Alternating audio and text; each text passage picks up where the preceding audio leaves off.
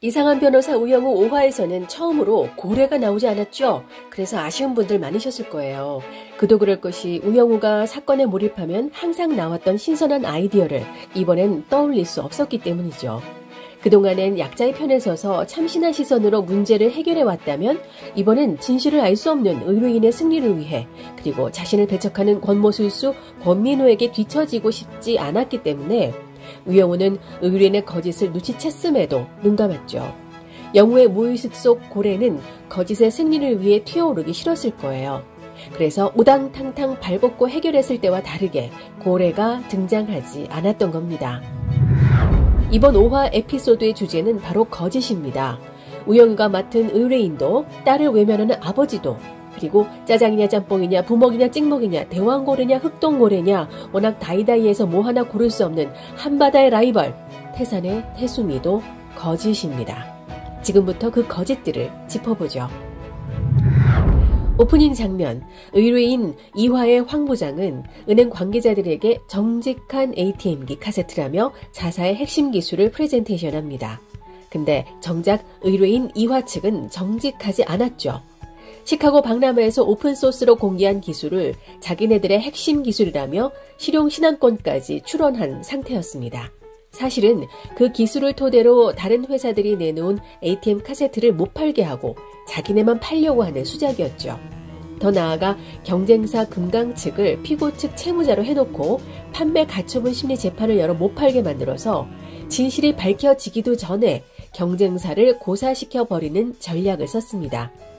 그렇게 법을 이용해 경쟁사를 고사시키는 전략에 한바다 변호사 우영우가 권모술수 권민호와 고용된 거죠. 금강 측은 가처분 심리 소문이 나자 투자자들이 투자금을 회수해 가버리는 사태가 오죠. 경쟁사 금강이 진실을 밝히는 현장 심리로 결국 재판에서는 이겼지만 이화 측이 이 법을 이용해 금강이 가처분 받는 동안 은행 수주를 싹 쓸어가 버렸습니다. 진실이 밝혀지든 말든 구매 측에서는 싸게 사면 좋은 거지 원천 기술이 누구 건지는 관심 바뀌니까요. 지던 이기던 상관없이 의혹을 던져놓고 아니면 말고 식으로 법을 이용해 자기 입속을 챙긴 이화 측. 이화의 이런 작태는 무조건 의혹을 제기했다가 아니면 말고 식으로 빠져버리는 정치인들과 비슷하죠. 전투에서 이겨도 전쟁에서 지면 끝이라는 이화의 황 부장 말대로 금강은 전투에서 이겼지만 전쟁에서는 처참히 진 겁니다. 사실 이화 측 행태는 나쁜 거지만 회사 측에서 보자면 황 부장은 유능한 부장이죠. 그리고 이화 측 변호사 우영우도 파트너 권민우에게 지기 싫어 유능한 변호사의 모습을 보여줬습니다. 우영우와 이준호가 이화 측을 찾아가 대화 나눌 때의 모습을 보면 이화 측 개발팀장이 직접 개발한 게 아니라는 게 몸으로 다 티가 났었죠. 진실의 미간, 머리와 심장에서 먼 손과 다리의 떨림이나 코끝을 만지는 등 거짓말하며 표시나는 부분까지 꿰뚫었지만 형사재판의 증인처럼 참고인은 위증죄가 없다며 소시적 연극배우였던 이화 측 기술팀장을 연기 지도하는 우영우는 어느덧 유능한 변호사의 모습을 보여줍니다. 하지만 양심은 알죠. 학교 다닐 때부터 남들한테 속아서 호구로 당하던 우영우가 매 순간 속지 않으려고 노력해왔는데 이번엔 양심을 속이려고 노력합니다. 의뢰인 황 부장은 수고했다며 해바라기 그림을 변호사의 윤리강령 있던 자리에 걸어놓죠. 변호사의 윤리라는 게 진실이 뭐든 의뢰인을 믿는 것인지를 생각해 보게끔 하는 장면입니다. 권모술수 권민우는 재수없지만 의뢰인을 믿는 게 의뢰인한테 지켜야 하는 예의라고 주장하는 그 말이 또 틀리지 않아서 우영우는 고개를 떨굽니다. 그러던 우영우는 준호에게 고백하죠. 이번 심리재판을 맡을 때 진실을 알면서도 이기고 싶어서 자신을 속였던 것을 솔직하게 말합니다. 그걸 다 들어주는 준호. 준호도 이해하죠. 왜 영우가 그럴 수밖에 없었는지를. 영우는 해바라기 그림이 걸려진 자리에 현장 심리에서 진실이 밝혀진 채무자 금강 사장의 편지를 붙여놓습니다.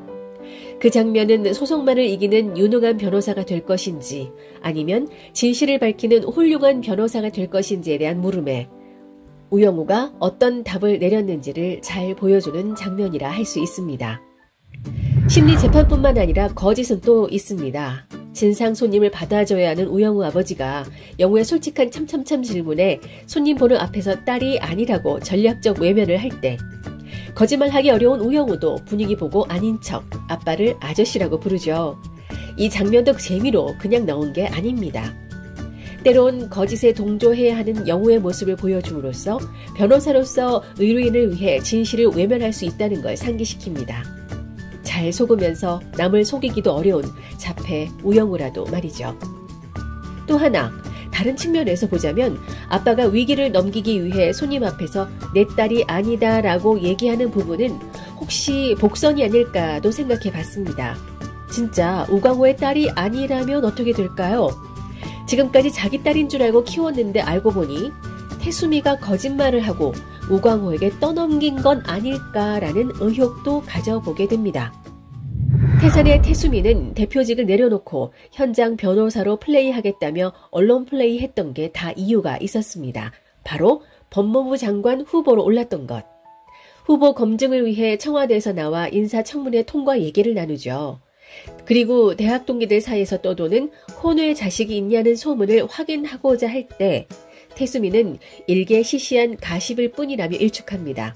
그리곤 별게 아니라는 듯 저와 닮은 친구 하나가 살고 있나 봅니다 라는데요. 네, 여기 있네요. 똑바로 봐도 거꾸로 봐도 닮은 친구 우영우.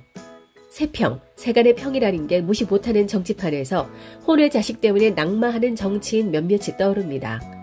위법적 문제보다 사생활 문제로 청문회를 달구는 걸 지겹도록 봐왔는데요. 어쩌면 마지막 회 에피소드는 우영우 자신의 문제를 법적으로 풀지 않을까 조심스럽게 예측해 봅니다. 단지 사생활 문제로 치부되는 게 아니라 사회적 공기의 흐름을 바꿔놓는 멋진 장면이 나왔으면 하는 바람을 가져봅니다. 자, 이렇게 보니 1화부터 지금까지 우영우가 맡은 각각의 재판을 에피소드로 삼았지만 우영우가 어떻게 변호사가 되어 성장하는지 보여주면서 동시에 영우의 주변 인물들 이야기도 놓치지 않고 보여줬습니다. 6화에서는 봄날의 햇살 같은 친구 최수연 변호사와의 서사를 풀어갈 것 같은데요. 뜨거운 재판을 보여줄 것으로 보이네요. 한편 남자들의 군대 얘기에서 뭔가 빼는 듯한 모습이라든지 우영우의 참참참에서도 자신의 모습을 보여주지 않으려고 하는 부분에서 준호에겐 어떤 배경과 비밀이 있는지 섬세하게 풀어줄 것도 기대를 해봅니다. 아, 그리고 고래는 꼭 나와야겠죠? 이상한 변호사 우영우 6화 리뷰에서 뵐게요.